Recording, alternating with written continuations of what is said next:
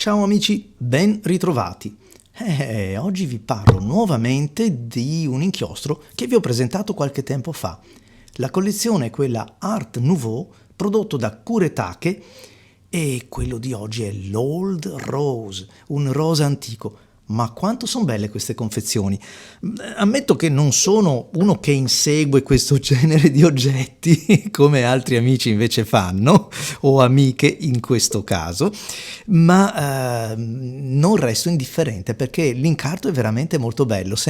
Mi ricordano non so, quelle confezioni di caramelle, talvolta della Leone o di altri gruppi che fanno questi barattolini così belli che insomma, vabbè, ok, ci prendiamo qualche carie ai denti, ma ci teniamo anche il barattolino. Va bene, venendo all'inchiostro, vi ho già presentato un colore che mi piaceva molto, che era il Malva, quello sempre di Kuretake, e anche questo inchiostro lo potete trovare da Stilo e Stile perché importa questo genere di collezioni che insomma ci trasportano anche in Oriente, dove senza dubbio l'arte della china, l'arte dei colori non è seconda a nessuno. E a proposito di colore, nel barattolo sembra un rosa, guardate, tra l'altro, eccolo qua, è sparito adesso il tensioattivo che creava la bolla sulla superficie, un colore che è più vicino al rosso che al rosa, molto intenso ma non profondo, lascia presagire qualcosa che poi in realtà è davvero un rosa antico. E allora mettiamolo alla prova. Poiché ho a disposizione una Aurora Optima con un pennino B gentilmente prestata da amici, vale la pena provare a caricarlo qui e vedere l'effetto che fa.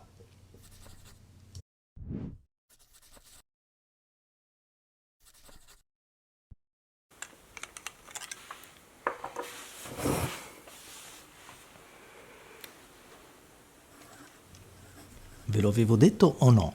È un rosa antico, decisamente diverso da quello che possiamo osservare nel calamaio, cioè l'ispezione visiva questa volta ci ha un po' depistato. Vedo anche una... sì, sento che non fluisce, non fluisce a dovere su questo pennino.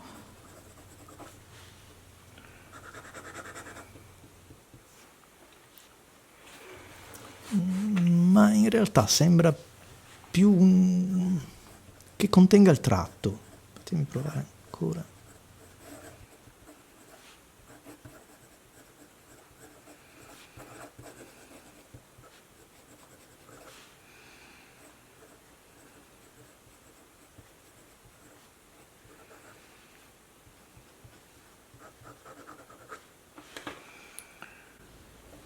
Questo inchiostro restringe molto il flusso, soprattutto l'ho riscontrato anche con altri pennini e lo trovo più indicato per i pennini quelli flessibili perché la variazione del tratto, quindi la richiesta di variazione di flusso è ben supportata, ma invece in pennini come questo, che è un pennino B, anche se non è il B più rotondo, diciamo, rotondo nel senso più corposo, consistente che io abbia provato su Aurora, qui invece il flusso è davvero un po' risicato, proprio contenuto.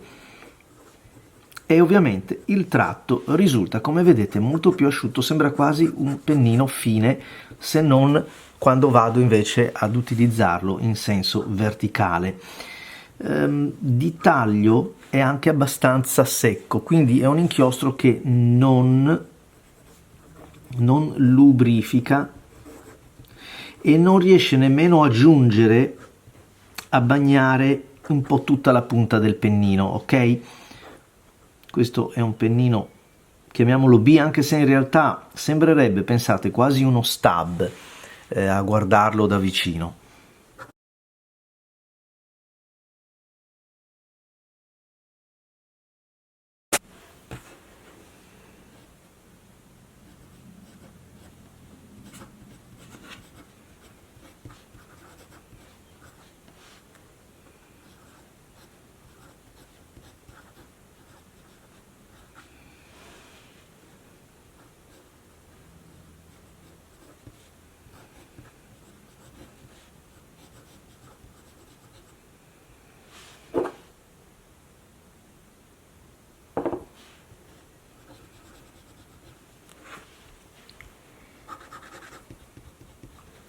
Su carta Rhodia mi piace molto il colore e la variazione di intensità che lascia. Questa qui è una Aurora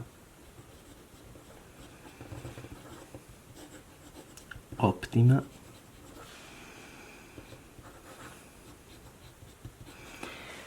Anche il match fra carta e pennino qui risulta migliore, bello shading, bell'effetto. Voglio provarlo come di consueto con altri due strumenti che sono il pennino ad intinzione ed un pennino invece in vetro. Parto da quest'ultimo, ecco qua il Cure Tape.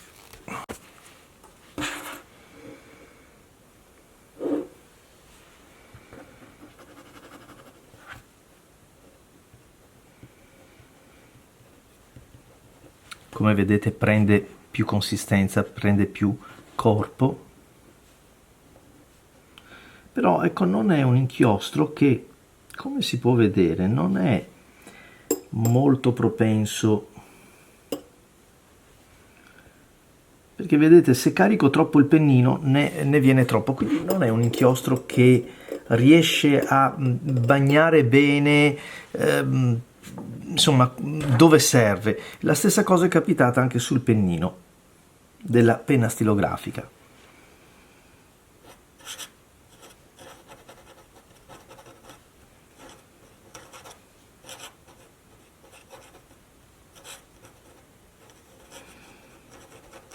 Anche in questo caso, come sempre, si nota che la saturazione, ma anche proprio la carica cromatica è maggiore, l'inchiostro appare un pochettino più rosso. Vedete dove ho usato per l'appunto caricato molto il pennino per cercare di far pervenire il flusso, invece spiuma persino su carta Rhodia perché ce n'era troppo, il flusso era eccessivo. Bella la tonalità, un rosa antico che mi piace, ma come vedete qualche piccolo problemino di passaggio del foglio. Non guardate qui dove c'è questa eccezione di inchiostro, ma anche qui quando l'ho provato tanto con la stilografica quanto col pennino ad intinzione passa un po' il foglio. Vediamo se nel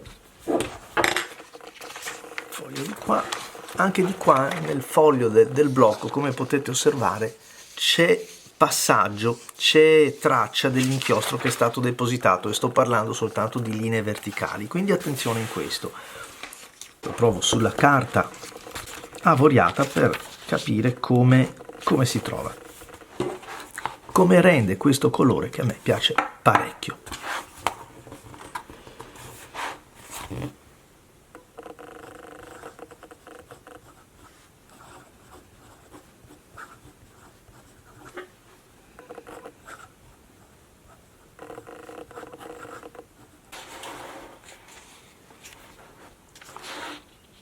Bella la resa, qui invece non passa, però potete notare che ci impiega un pochettino ad asciugare, resta liquido per un po' di tempo, quindi attenzione.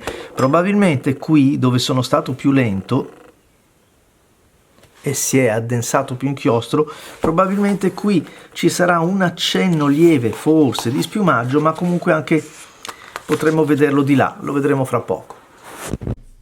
Un inchiostro che anche a dispetto di una tinta non troppo decisa o comunque profonda, conserva un buon contrasto, una buona capacità di essere letto anche su carte leggermente rigate, ma non troppo, quadretti troppo fitti, rigature troppo evidenti non lo aiutano di certo. Un pennino un po' più largo o comunque un pennino flessibile, come vedete, aiuta senz'altro perché il tratto viene rinforzato e quindi aumenta la leggibilità. Un inchiostro comunque che è molto particolare nella sua tinta, piacevole senza dubbio, ma non certo, non credo che io lo utilizzerei per la scrittura quotidiana, per i documenti, quelli magari da condividere, perché insomma è un po' particolare, ecco, è più un inchiostro da utilizzare per scrivere qualcosa che possa essere anche ispirato da questa cromaticità tanto particolare. sì, mi sembra di avervi raccontato tutto, quindi cari amici, grazie per aver visto anche questo video, grazie a chi mi ha prestato questo inchiostro e l'appuntamento ai prossimi video. Saluti inchiostrati, ma certo.